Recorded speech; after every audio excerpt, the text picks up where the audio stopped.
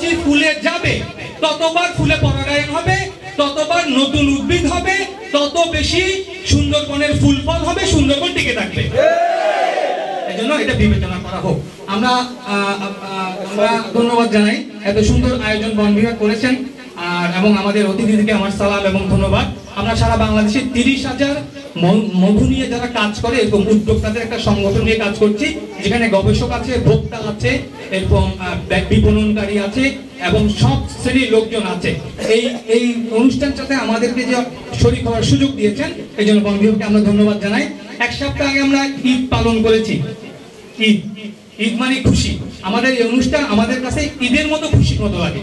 এই জন্য সারা বাংলাদেশ থেকে আমরা বিভিন্ন জায়গা থেকে আমরা এই বন বিভাগের অনুষ্ঠানে স্বতঃস্ফূর্তভাবে নিজের কাজ মনে করে, নিজের অনুষ্ঠান মনে করে এখানে এসে শরীক হয়েছি। আমি একটু অনুরোধ করবো বাংলাদেশের দিনাজপুর থেকে, রংপুর থেকে যারা একটু আসছেন, ঝিনাইদহ থেকে, রাজশাহী থেকে, আমাদের যে মৌলভী দাঁড়ান, একটু মেহরবানি করে দাঁড়ান। যারা দূর দূরান্ত থেকে বিভিন্ন মেহমানরা আসছেন এই অনুষ্ঠানটাকে জাতীয়করণ করার জন্য, এরা বিভিন্ন জায়গা থেকে বাংলাদেশে শুধু এই অনুষ্ঠানটাতে অংশগ্রহণ করার জন্য আসছেন। ধন্যবাদ, আপনারা সবাই বসেন। আমরা মধু নিয়ে কাজ করাকে মধু চিনতে হবে। আমি আমাদের স্যারের সামনে 5 রকম মধু রেখেছি। এই 5 রকম মধুর 5 রকম রং, 5 রকম ধান, 5 রকম ঘনত্ব। আমি একটা মধু দেখাই। আচ্ছা, এটা যদি কেউ বলে সুন্দরবনের দামি মধু, আপনারা বিশ্বাস করবেন না? কেন? এটা কালচে।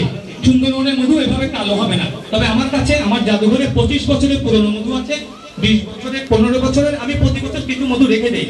মধু পুরনো হলে ওখানে একটা নতুন ধরনের একটা কেমিক্যালস তৈরি হয়, যেটাকে আমরা বিষ বলি, HMF বলি। এটা ভবিষ্যতে মানুষের চিকিৎসার কাজে ব্যবহার হবে। যাই হোক, মধু, সুন্দরবনের মধু, টাটকা মধু কখনো কালো হবে না। তাহলে মধু চিনতে হলে, মধু ধরতে হলে আমাদের এখানে সাতক্ষীরা শ্যামনগর থানার আমাদের ওসি সাহেব আছেন। আমি একটা অনুষ্ঠান করেছিলাম যে অনেকটা ওরিয়েন্টেশন টাইপ।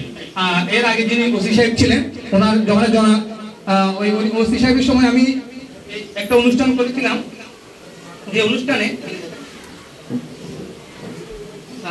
সমস্ত অফিসারদেরকে নিয়ে আমরা সমস্ত মধুগুলো দেখাইছিলাম এবং সমস্ত অফিসারকে একটা ছোট একটা ট্রেনিং এর মতো, কোন মধুর বৈশিষ্ট্য কিরকম হবে, ঘ্রাণ কিরকম হবে। আপনি যে সুন্দরবনে মধু ধরবেন রাস্তায়, ওটা মধুটা কিরকম হওয়া দরকার ছিল, আপনি কিরকম পাচ্ছেন, এটার উপর যদি একটা ওরিয়েন্টেশন প্রতি বছর যদি একই অফিসার থাকেন না, যদি হয়, তাহলে আমাদের পুলিশ অফিসার এবং আমাদের অন্যান্য যারা আছেন, ম্যাজিস্ট্রেট যারা আছেন, কালকে আমি আমাদের ডিসি স্যারের কাছে গিয়েছিলাম, আমাদের যারা মোস্তাক আহমেদ সাহেব, আগে যিনি হুমায়ুন কবির সাহেব ছিলেন, ওনার সাথে আমি দেখা করেছিলাম।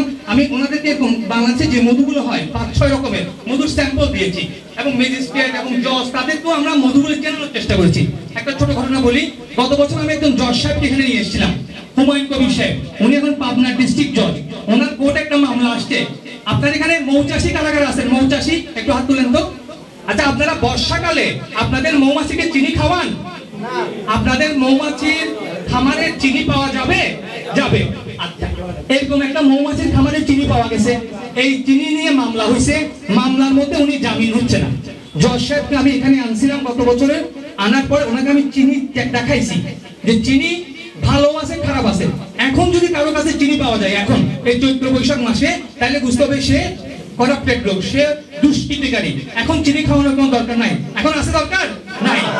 এখন যদি চিনি পাওয়া যায়, কিন্তু বর্ষাকালে যদি কোনো মৌ খামারের কাছে চিনি পাওয়া যায়, তাহলে বুঝতে হবে সে মৌমাছিকে বাঁচিয়ে রাখার জন্য চিনির সাথে পানিকে 1:1 অনুপাতে মিশিয়ে একটা সিরাপ বানানো হয়। এই সিরাপ আমরা মৌমাছিকে খাওয়াই বর্ষার ডাট পিরিয়ডটা পার করি।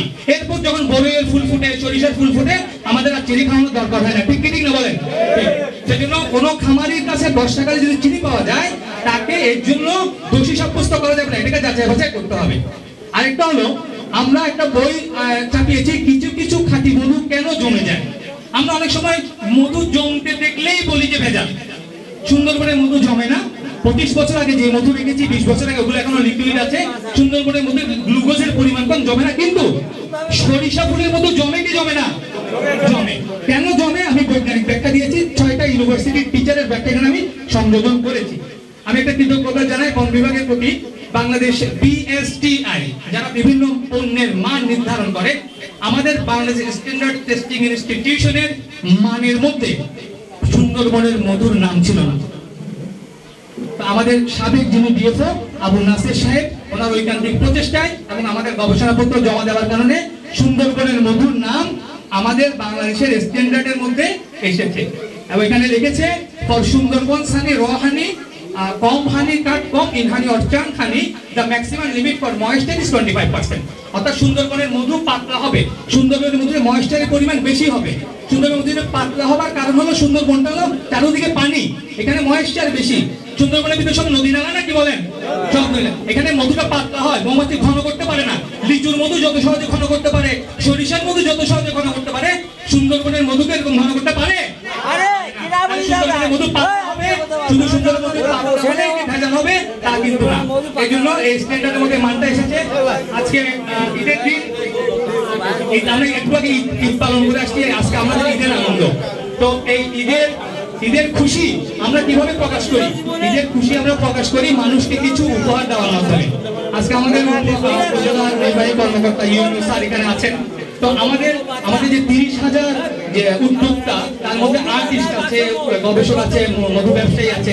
তো আমাদের একজন আর্টিস্ট একটা শাড়ির মধ্যে পুরো সুন্দরবনটা এঁকে আমাদের অতিথি যারা মোসাম্মদ রনি খাতুন ওনার জন্য নিয়ে এসেছেন। আপনাদের সবার পক্ষ থেকে আমরা এই উপহারটা ওনাকে দিতে পারি নাকি বলেন?